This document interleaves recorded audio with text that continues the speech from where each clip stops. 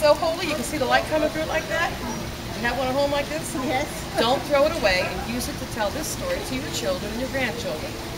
There was once this woman that lived to be a long old 97 years old. And then she died. When she died, she went to heaven.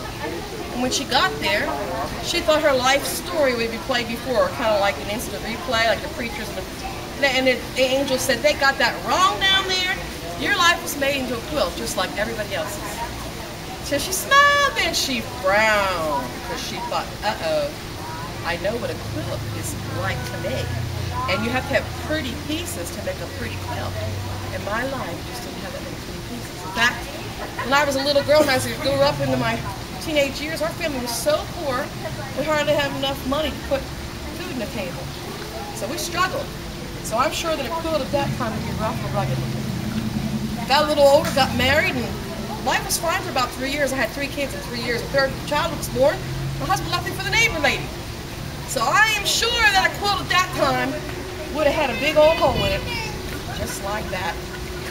And I'm sure, because I had very little faith there even was a God then.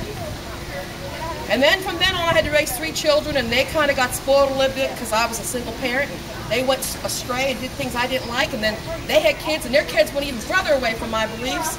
And the rest of my life, I worried about my kids. So there was a lot of worry and toil. I'm sure the rest of my life was all rough. So I'm sure that a quilt in my life would be horrible. So as they carried the quilt out of the corner of her eye, she caught a glimpse of it, and sure enough, it looked like that. So she hid her face in shame. But then she heard the Lord's voice say, oh, wait a minute. She heard the crowd say, ooh, ah. Can you say ooh, ah with me? Ooh, ah. So she looked again, and she thought, oh, my.